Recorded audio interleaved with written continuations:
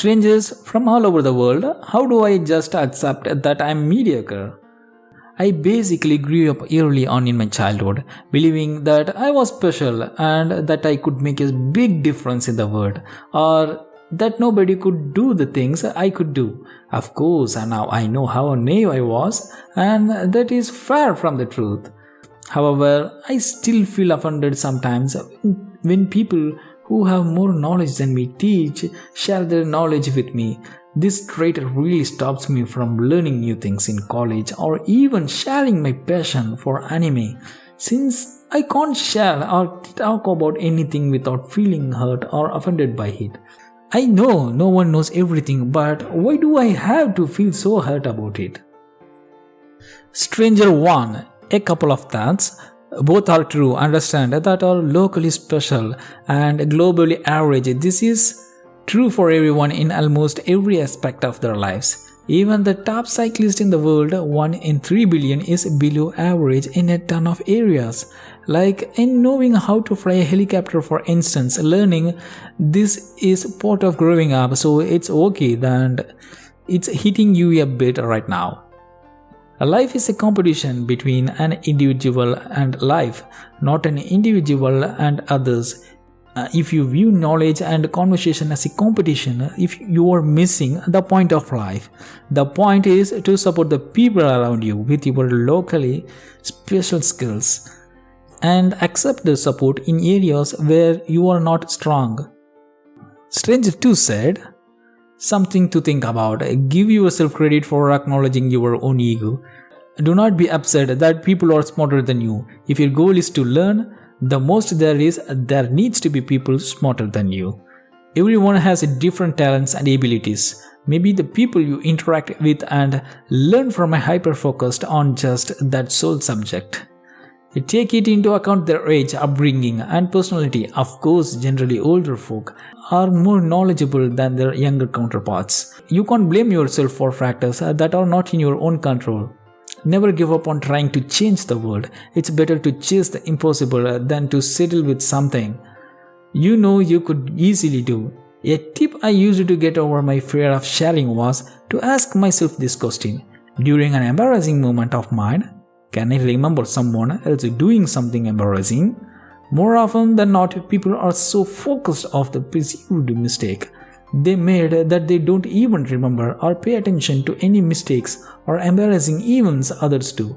I will end with this quote. The man who asks a question is a fool for a minute. The man who does not ask is a fool for life. Confucius. The Stranger 3 said, it is a matter of scale. You can have a huge impact at the individual level.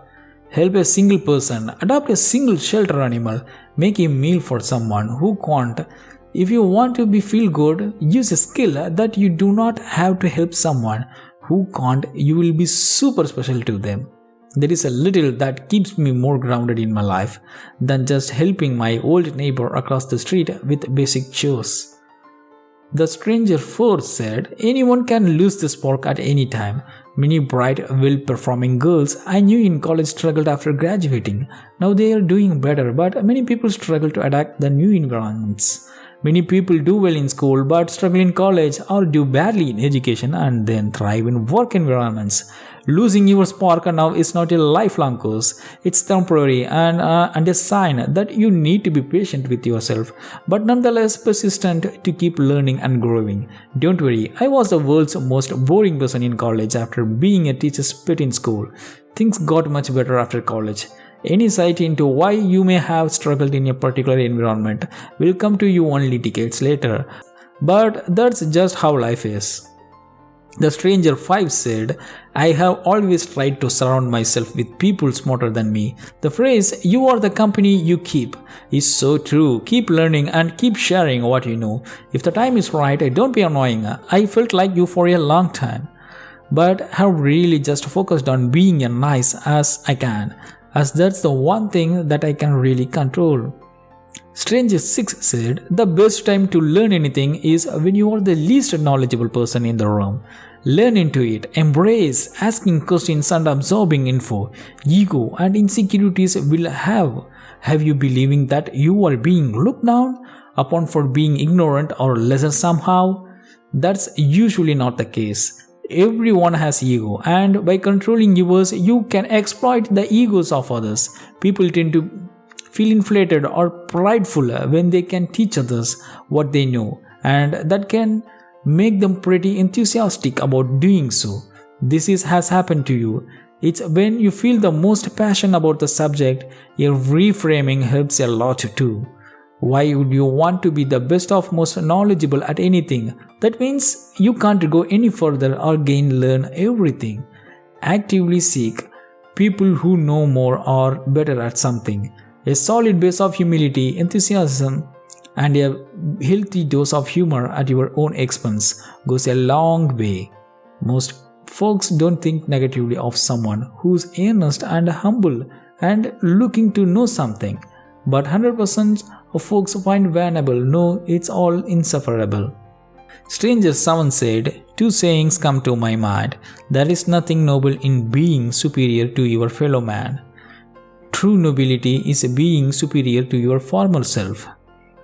Comparison is the thief of joy. Try to keep those two things in mind. Work and judge yourself against your prior self. Everything else you are feeling becomes irrelevant.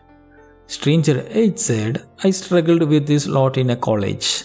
I don't really know what I did to get over it, but when I got to college, it was abundantly clear to me that I was average intelligence and ability among my peers. I used to try to rationalize how I was actually smarter than people who were making better grades than me because of some reason or another. After a while, I think I was just forced to accept it and learn to appreciate being surrounded by such smart people all the time, and how great it was to have the ability to learn from them. Something in that process also gave me the confidence to share my knowledge or expertise in specialized areas, and being humble and ready to admit when someone is smarter than you in a subject makes you a likable person. I also had a job where I was surrounded by less than average intelligent people, helped me realize that I was happier being surrounded by people smarter than me rather than being surrounded by people dumber than me. Stranger 9 said, I can identify with this a bit. I had a similar thing when I was young and thought I was special, which meant that I was supposed to be better at things, and it was bad if I was not. It's a mental trap that I fell into, which thankfully I broke out of. Here is what I would suggest. First, you need to cut out the label special and mediocre, because you were framing things too rigidly. Those labels are also self-indulgent, even calling yourself mediocre, because that sets the context of what you are supposed to be in, that is ego-driven, self-centered. Second, make a decision that you are who you are in the present. Who you will be in the future is uncertain and up to you. If someone shares knowledge with you didn't have, that's knowledge you now have that you didn't have before. It's a step in the right direction.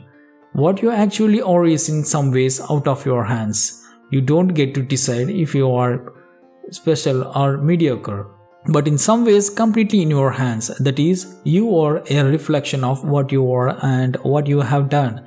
When you throw off the joke of what you are supposed to be and instead decide to be a reflection of your efforts, ambitions, and behaviors which are up to you, it's freeing.